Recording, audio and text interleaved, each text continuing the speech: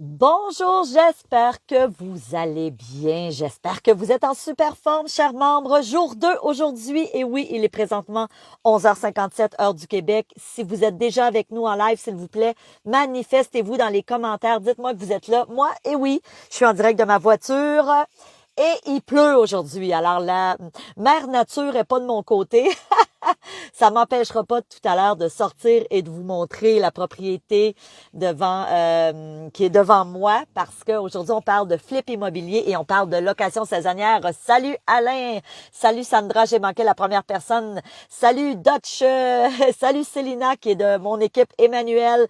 Merci de vous. Salut Mélanie de Gatineau. Donc, merci effectivement de vous manifester. Vous pouvez me dire de où vous êtes. Salut Geneviève, salut Linda, Christine, Pierre. Bonjour Pierre, bonjour Maude. Lydia Mo, Geneviève, merci la gang d'être là, c'est vraiment le fun. Et oui, petite journée pluvieuse aujourd'hui, mais c'est pas grave. On a le soleil dans notre cœur, donc je vous laisse arriver et je vous invite évidemment. Si vous êtes nouveau ou nouvelle, salut Eric, salut Marie-Josée, Maude qui est à Victo. Donc, je vous invite à prendre votre cahier. Si ce n'est pas le cas, si vous ne l'avez pas, Célina va mettre dans le chat le cahier pour pouvoir nous suivre. Donc, aujourd'hui, on est déjà au jour 2. On va parler de flip et de location saisonnière, puis vous allez voir la propriété que je vais vous montrer. Évidemment, je pourrais pas entrer à l'intérieur parce qu'elle vient d'être vendue, ça fait quelques mois, mais c'est une de mes amies qui a réalisé un flip immobilier avec cette propriété-là. Et je trouvais ça intéressant parce que elle aurait pu aussi être utilisée pour faire de la location saisonnière. Donc vraiment, on va englober nos deux thématiques de la journée.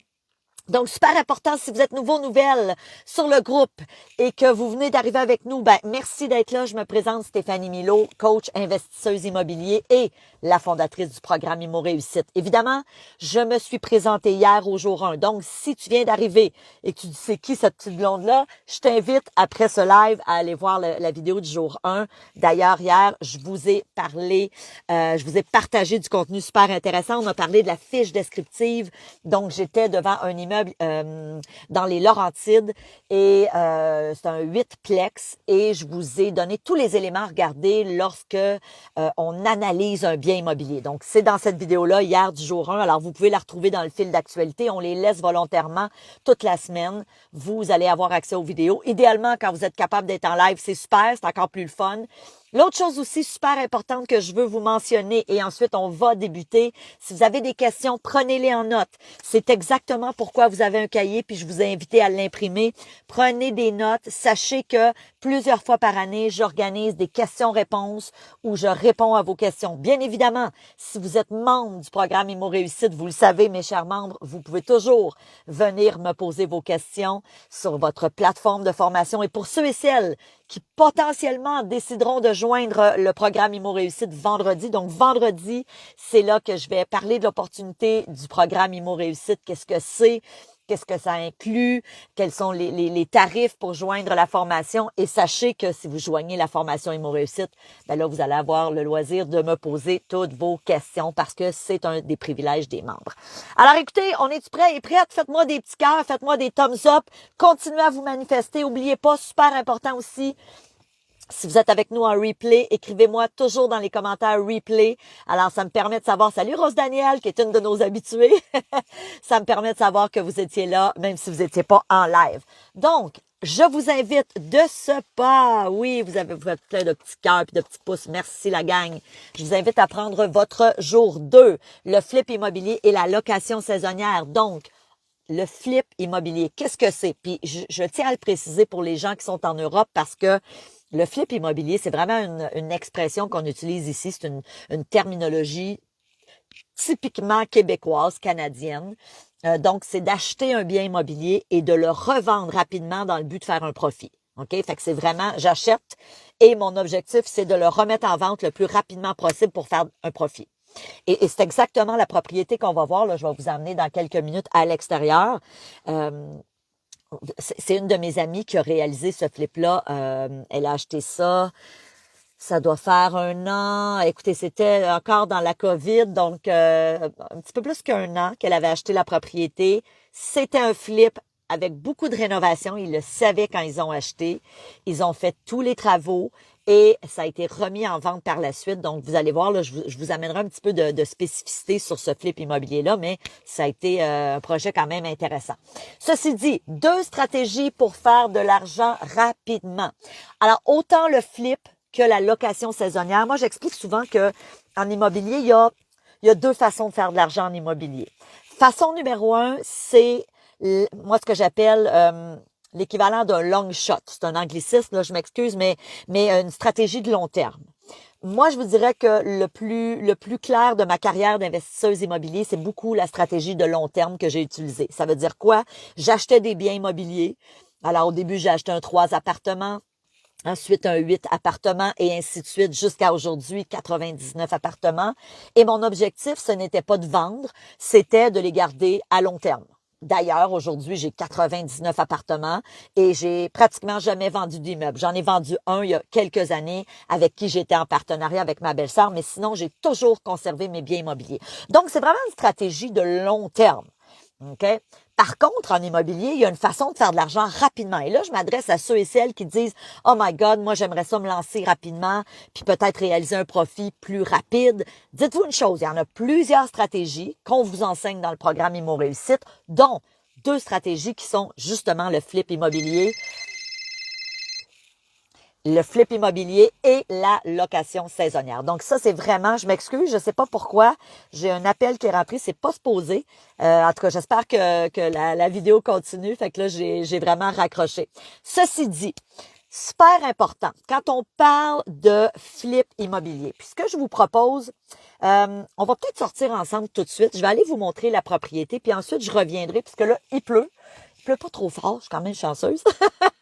Fait que je vais aller vous montrer la propriété, puis ensuite, je vais revenir vous donner des infos. Mais ce qu'il faut garder en tête avec ce bien immobilier-là, qui a été flippé par une de mes amies et son conjoint, c'est que c'était un flip rénovation. Donc, vous allez voir ici dans le document, la page 2, première question à se poser, quel type de flip j'ai envie de réaliser? Dans leur cas, il y avait beaucoup de rénovations. Et on va voir tout à l'heure qu'il y a des éléments à considérer avant de se lancer dans ce type de flip immobilier-là. Donc, ce que je vous propose, on va sortir ensemble, bougez pas, juste m'assurer que je tourne ça du bon côté. Bon, bougez pas, là, je veux pas vous donner mal au cœur. Ah, c'est ça, il pleut aujourd'hui, fait que ça fait partie des des risques du métier de faire des lives comme ça sur la route. OK. Est-ce que ça tourne? Voilà. Donc, voilà la propriété. Je veux juste faire attention parce que ça a quand même été vendu, cette propriété. Donc, vous voyez ici, je ne sais pas si on voit bien, mais c'est une propriété où il y a une piscine, une grosse piscine creusée à l'extérieur, un grand terrain. Juste pour vous donner une idée, là, on est dans les Laurentides ici. On est dans la région de Saint-Sauveur. Alors, on voit en face le mont Saint-Sauveur. Si on était l'hiver, on verrait les pentes de ski. Et cette propriété-là, il y avait quand même beaucoup de travaux à faire. En principe, là, j'aurais été sur le terrain si c'était encore à mon ami, mais malheureusement, ça a été vendu. Et c'est un beau secteur ici, c'est un super beau secteur. Si on monte un petit peu plus haut, il y a un projet de développement, là, je vous dirais, de grosses maisons. Donc ici, on voit les maisons avoisinantes. OK, donc je reviens. OK. Donc, ce qu'il faut savoir au sujet de ce flip immobilier-là, quand ils ont acheté ça, c'est mon amie, elle s'appelle Nathalie, là, juste pour se mettre dans le contexte. Quand ils ont acheté ça, ils savaient pertinemment qu'il y avait beaucoup de travaux à faire, mais ils ont eu un bon prix. Puis, c'est évidemment le nerf de la guerre quand tu fais du flip immobilier. Salut, Eric! Le nerf de la guerre quand tu fais du flip immobilier, c'est de payer en dessous de la valeur marchande. OK? Ça, c'est hyper important. Et dans leur cas, ils ont payé beaucoup moins cher que la valeur marchande. Ceci dit, ce qu'il faut comprendre, c'est qu'il y avait beaucoup de travaux à faire. Donc, quand on fait un flip rénovation, OK? Alors, eux, au départ, il faut comprendre qu'ils avaient estimé qu'ils feraient un profit, une fois les travaux de rénovation faits, d'à peu près 150 000. Donc, c'est énorme. 150 000 $. OK? Si vous êtes en Europe, là, vous pouvez faire la conversion en euros, c'est encore plus. Donc, évidemment, ils ont payé, prenons des exemples, là, parce que je veux pas donner les vrais chiffres, c'est pas ça le point, mais prenons un exemple. Par exemple, ils ont payé, je sais pas, 500 000 la propriété. Ils avaient estimé que Ils avaient peut-être 50 000 de travaux à faire. Finalement, ça s'est avéré que ça a été plus. Alors, ils ont payé 500, ils mettent 50 000 de travaux, donc on est à 550, et ils estimaient faire un profit de 150 000, donc il fallait qu'ils vendent la propriété 700 000 pour faire ce profit-là. Puis quand on dit 700 000, encore une fois, ça veut dire que tu le vends par toi-même, tu donnes pas ça tu ne remets pas ça dans les mains de courtier parce que sinon, il va falloir aussi que tu calcules la commission que tu donnes au courtier. Donc, dans leur cas, c'était le profit estimé. Si on se dit les vraies affaires, puis je suis très honnête avec vous parce que j'ai l'information, parce que c'est mon ami qui a réalisé ce flip-là, ils ont fait un peu moins. Ceci dit, ce qui est vraiment important de réaliser quand tu fais un flip immobilier, c'est que si tu prévois faire un profit de 150 000 et qu'au final, tu t'es trompé, mettons, de 20 ou 30 000 parce que ça leur a coûté plus cher. Puis ça arrive. Quand tu ouvres les murs, à un moment donné, quand c'est un gros flip rénovation, ça se peut que tu aies des surprises. Alors, c'est ce qui leur est arrivé. Donc, ça leur a coûté peut-être 30 000 de plus. Mais au final, tu réalises que tu fais quand même un profit de 120 000. Donc ça, évidemment, c'est un flip hyper intéressant. Moi, j'appelle ça, en langage immobilier, un coup de circuit.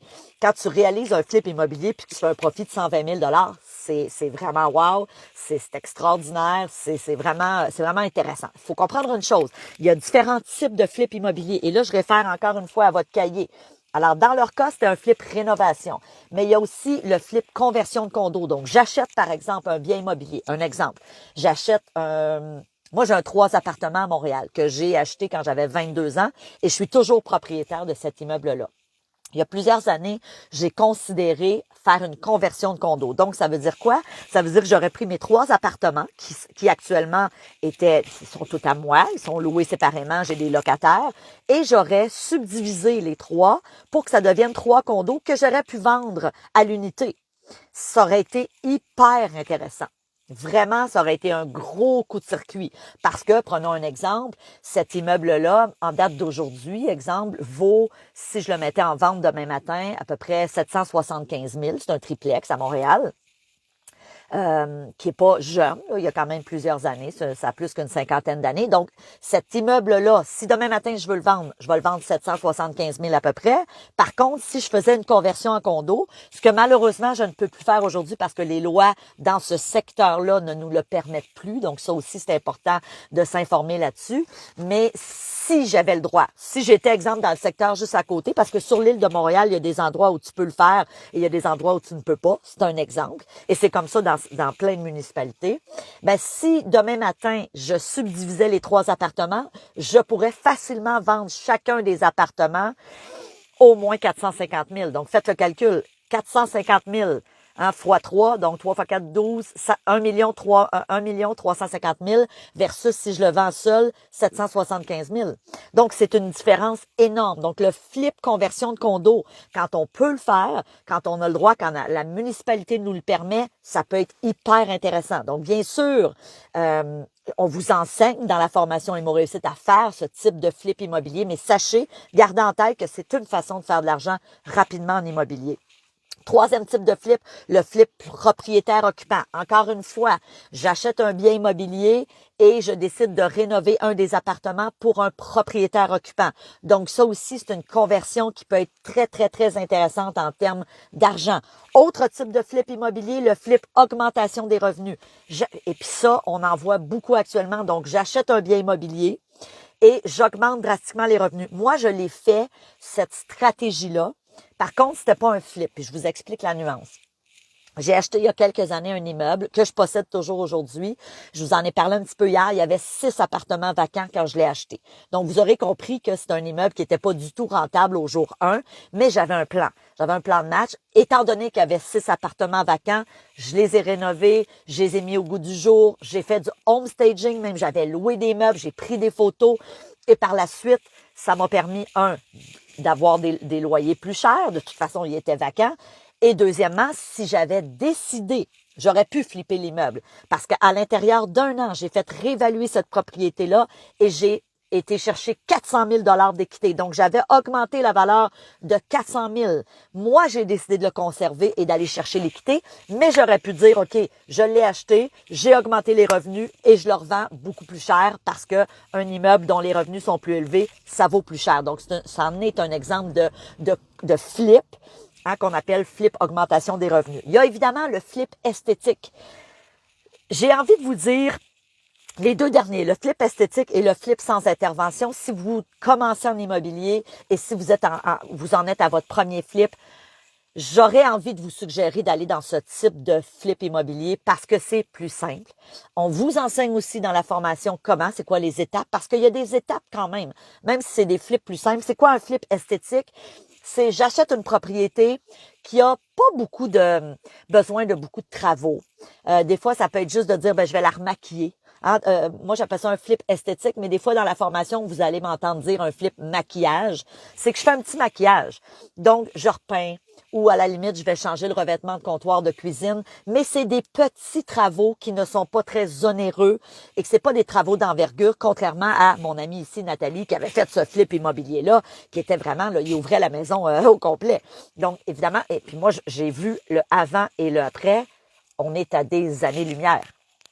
Et je me rappelle même, j'avais fait un projet l'année dernière où j'avais pu entrer dans la maison, puis j'étais en live avec les gens et je montrais la propriété. Il y avait énormément à faire. C'était une maison là qui était, je sais pas ça a combien d'années la maison, ça a au moins une 50aine d'années. Et il y avait encore les tapis d'origine, donc vous pouvez imaginer, il y avait beaucoup à faire. Donc c'est sûr que et on va voir dans quelques minutes les erreurs à ne pas commettre quand on fait des flips immobiliers. Et vous allez comprendre qu'une des erreurs que les gens, souvent, qui débutent font, c'est de sous-estimer le coût des travaux. Donc, c'est pour ça que j'ai envie de vous dire, commencez avec le flip esthétique ou, mieux encore, le flip sans intervention. Un flip sans intervention, le mot le dit. J'achète une maison, j'ai pas besoin de rien faire, puis je la remets tout de suite en vente dans le but de faire un profit. Maintenant, attention, il y a une condition pour ça. Il faut que tu déniches un deal. Il faut que tu payes en dessous de la valeur marchande. Et bien honnêtement, en pleine pandémie, c'est sûr que j'enseignais encore ces stratégies parce que, comme je le dis tout le temps, des deals, il y en avait dans le temps, il y en a en ce moment, puis il y en aura toujours. Maintenant, en pandémie, c'était un petit peu plus difficile d'avoir des deals. Bonjour. C'était plus difficile d'avoir des deals en pleine... Ça, vous voyez, c'est des choses qui arrivent. Des gens qui viennent nous saluer en plein live. J'espère qu'il ne viendra pas nous dire bonjour. Donc, en pleine pandémie, c'est sûr que c'est beaucoup plus facile d'avoir...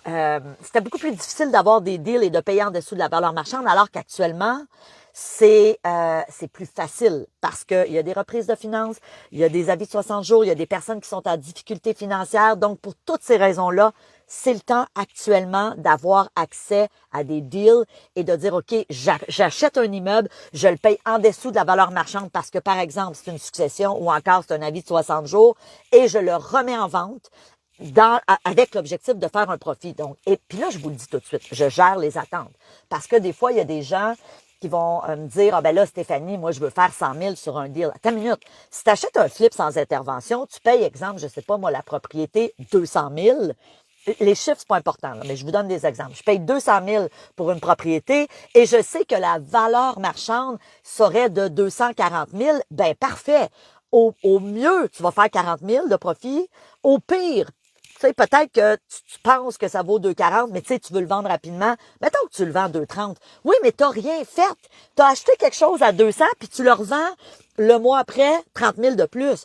Ben, moi, je m'excuse, mais tu sais, dites-moi-les, est-ce que vous connaissez beaucoup de gens qui peuvent faire 30 000 $ comme ça en un mois à peu près pas rien faire? Je veux dire, ça court pas nécessairement les rues. Donc, même si vous faites moins de profit, sachez que ça demeure intéressant. Et moi, je dis toujours aux gens, quand tu débutes à faire du flip immobilier, s'il te plaît, commence avec des plus petits projets. Les erreurs à ne pas commettre quand on fait des flips immobiliers, évidemment, payer trop cher. Payer en dessous de la valeur marchande.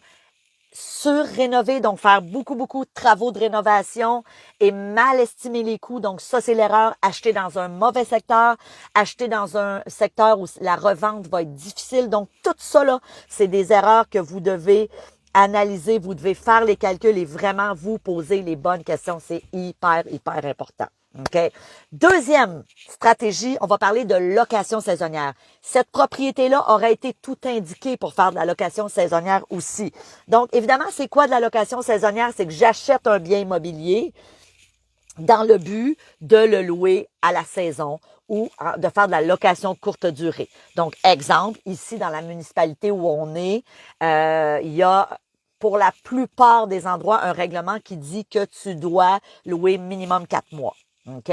Par contre, il y a certains endroits dans la ville de Saint-Sauveur, parce que je suis dans les Laurentides à Saint-Sauveur actuellement, certains endroits sur la montagne où tu peux louer vraiment courte durée. Donc, tu peux louer au week-end ou à la semaine. Ça, c'est des éléments hyper importants avant de vous lancer en location saisonnière que vous devez connaître. Vous devez vous informer à la municipalité. Là, je vois qu'il y a des gens qui posent des questions. Prenez des notes. Ah, vous aurez compris qu'en 30 minutes, si je commence à répondre aux questions en live, on va être ici encore à l'heure du souper, mais prenez en note et je vous le dis, vous aurez des occasions pour venir me poser vos questions. On organise souvent des webinaires, questions-réponses. Bien sûr, si vous devenez membre du programme Immo Réussite, vous allez aussi avoir accès à poser toutes vos questions. Donc, location saisonnière, on a des questions à se poser. C'est quoi le montant d'hypothèque que j'aurai à rembourser? OK, super important. C'est quoi les dépenses mensuelles? Donc là, je suis ici dans votre cahier. Ça me coûte quoi par mois pour faire vivre cette propriété-là? Parce que tout ça va vous permettre, alors l'électricité, les frais de condo si c'est un condo, les frais d'entretien, les rénovations, etc., les assurances, tout ça va vous permettre de déterminer quoi? Quel prix vous allez devoir louer mensuellement ou à la semaine si vous avez le droit. Cette propriété aurait été tout indiquée pour faire de la location saisonnière. Pourquoi? Parce on est ici dans une ville où l'hiver, il y a du ski. Donc, c'est vraiment un endroit, la ville de Saint-Sauveur, pour les gens qui connaissent pas le secteur, c'est vraiment un endroit 12 mois où il y a de la villégiature, il y a des activités, l'été, il y a des festivals, à l'automne, c'est le festival des couleurs, donc les feuilles dans les arbres sont magnifiques.